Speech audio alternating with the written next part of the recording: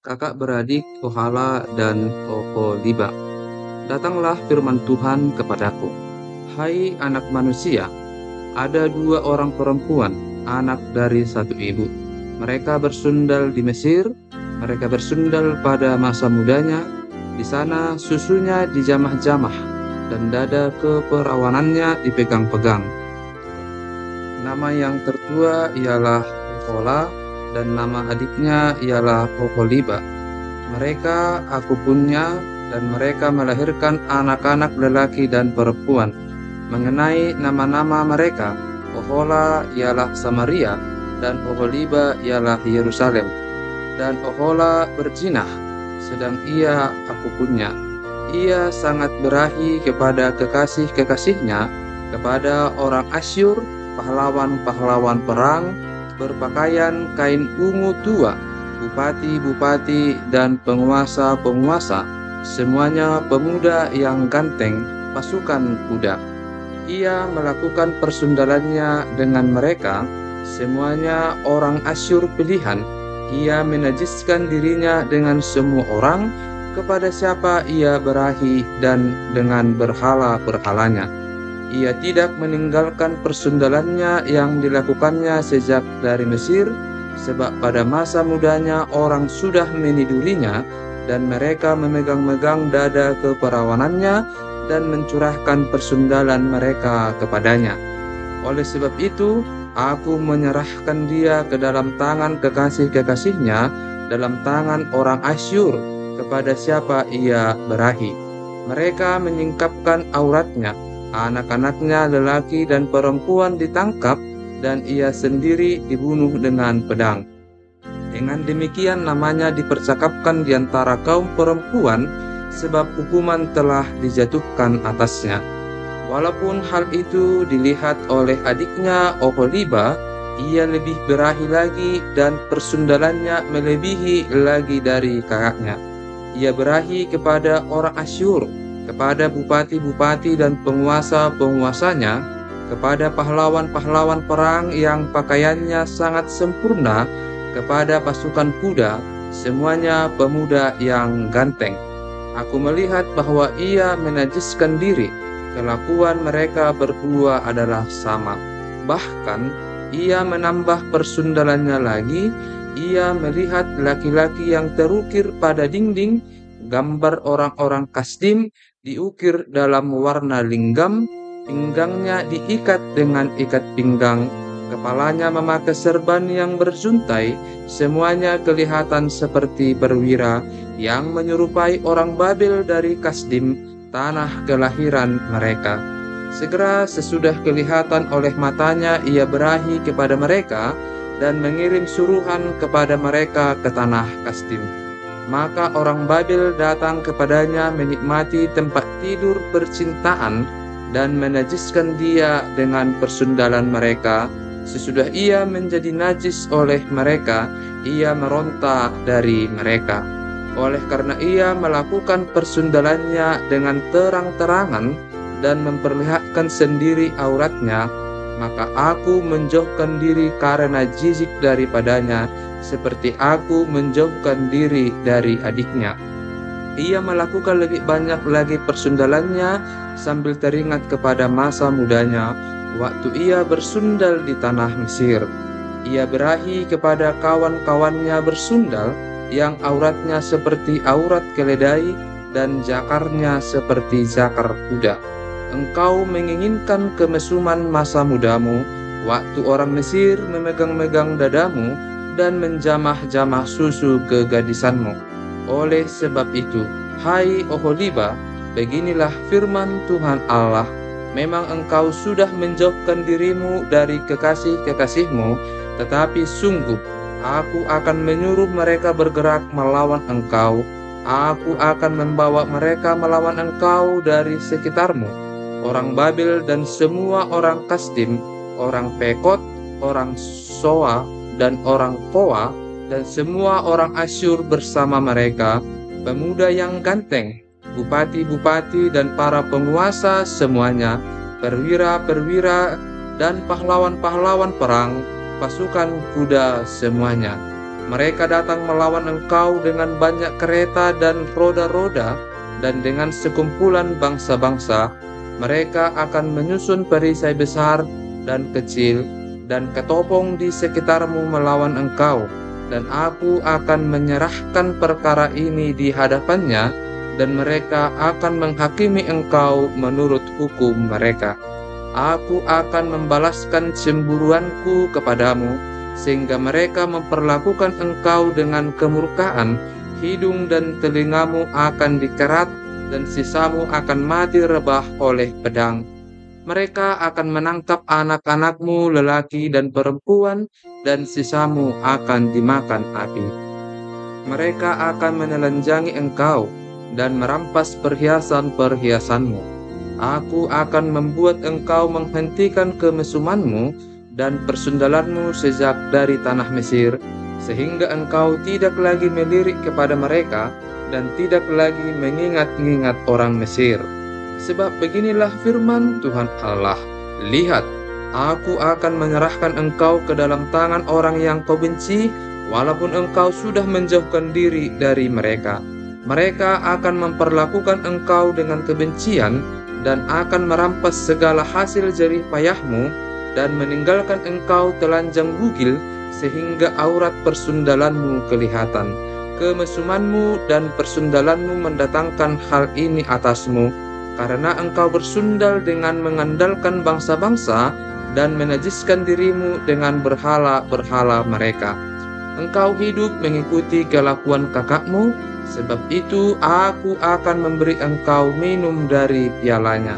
Beginilah firman Tuhan Allah, engkau harus minum dari piala kakakmu, piala yang dalam dan lebar mulutnya, yaitu piala yang banyak isinya, menjadi tertawaan dan olok-olok engkau. Engkau akan penuh kemabukan dan duka cita. Piala kengerian disertai kesunyian, ialah piala kakakmu Samaria.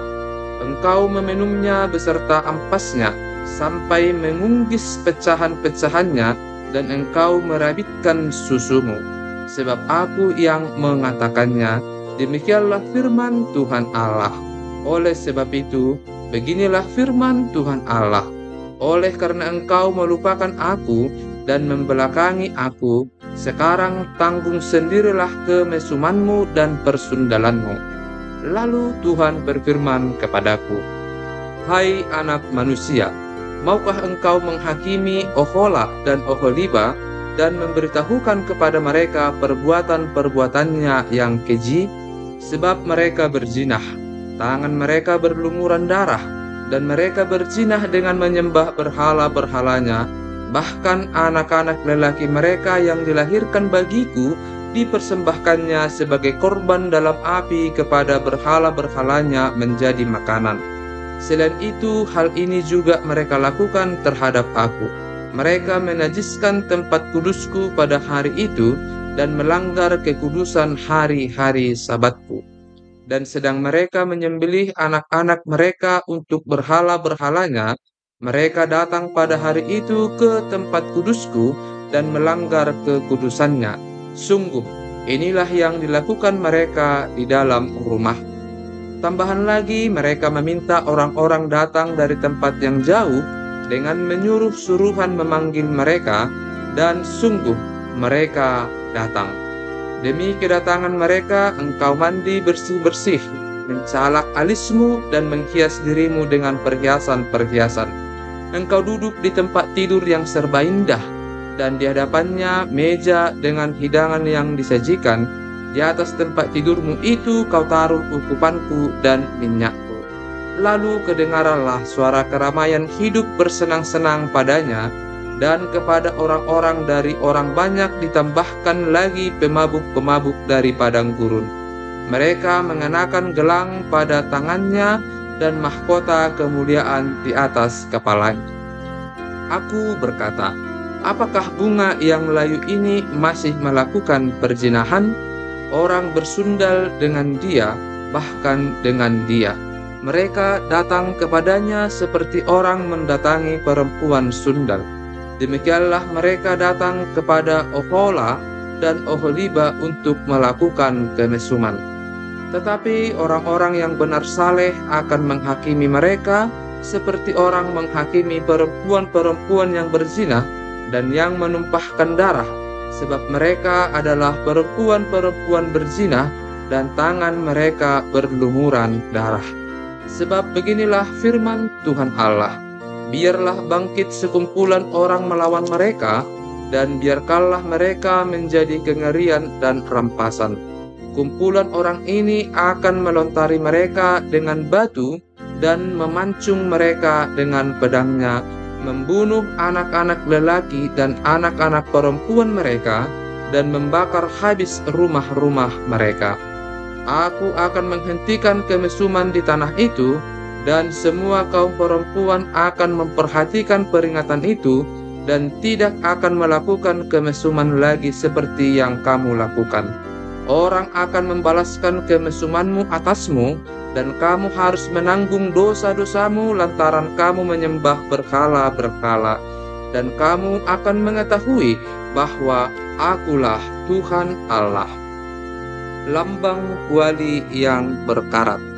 Pada tahun ke-9, dalam bulan yang ke-10, pada tanggal 10 bulan itu, datanglah firman Tuhan kepadaku. Hai anak manusia, tuliskanlah tanggal hari ini. Ya, tanggal hari ini. Pada hari ini juga Raja Babel mulai menyerang Yerusalem. Ucapkanlah suatu perumpamaan kepada kaum pemberontak dan katakanlah kepada mereka, beginilah firman Tuhan Allah. Taruhlah kuali di atas api, taruhlah, dan tuanglah juga air ke dalamnya. Taruhlah potongan daging di dalamnya, semua potongan yang baik, paha dan punggungnya, penuhilah itu dengan tulang-tulang pilihan. Ambillah domba yang terpilih, dan susunlah juga kayu di bawahnya. Biarlah masakan itu mendidih, dan tulang-tulangnya turut empuk di dalamnya. Oleh sebab itu, beginilah firman Tuhan Allah. Celakalah kota yang penuh hutang darah, kuali yang berkarat di dalamnya, dan karatnya tidak hilang daripadanya.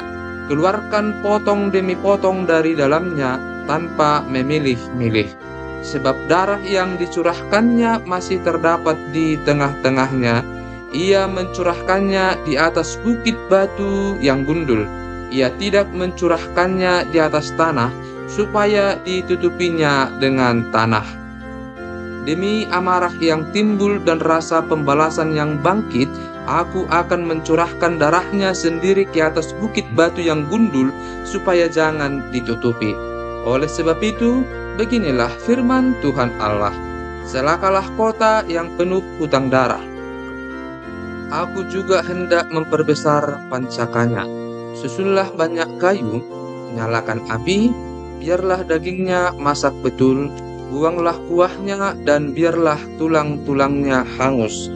Letakkanlah periuk itu kosong di atas bara api, supaya itu dibakar dan tembaganya menjadi merah, sehingga kotorannya hancur di dalamnya dan karatnya hilang. Aku bersusah payah dengan sia-sia, sebab karatnya yang tebal tidak mau hilang daripadanya, biar dalam api.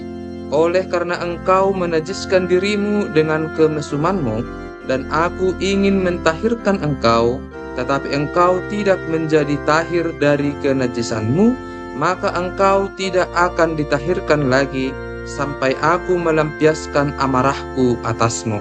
Aku, Tuhan, yang mengatakannya. Hal itu akan datang, dan aku yang akan membuatnya. Aku tidak melalaikannya dan tidak merasa sayang, juga tidak menyesal. Aku akan menghakimi engkau menurut perbuatanmu. Demikianlah firman Tuhan Allah. Kematian istri Yehezkiel sebagai lambang kejatuhan Yerusalem. Kemudian datanglah firman Tuhan kepadaku. Hai anak manusia, lihat, aku hendak mengambil daripadamu dia yang sangat kau cintai seperti yang kena tulah. Tetapi janganlah meratap ataupun menangis, dan janganlah mengeluarkan air mata. Diam-diam saja mengeluh, jangan mengadakan ratapan kematian. Lilitkanlah destarmu dan pakailah kasutmu, jangan tutupi mukamu dan jangan makan roti perkabungan. Pada paginya aku berbicara kepada bangsa itu, dan pada malamnya istriku mati. Pada pagi berikutnya aku melakukan seperti diperintahkan kepadaku. Maka bangsa itu berkata kepadaku, "Tidakkah engkau bersedia memberitahukan kepada kami apa artinya ini bagi kami bahwa engkau melakukan demikian?" Lalu kujawab mereka, "Firman Tuhan sudah datang kepadaku. Katakanlah kepada kaum Israel, beginilah firman Tuhan Allah, sesungguh-sungguhnya aku akan menajiskan tempat kudusku, kekuasaanmu yang kau banggakan, kenikmatan bagi matamu dan bagi jiwamu, dan anak-anakmu lelaki dan perempuan yang kamu tinggalkan akan mati rebah oleh pedang.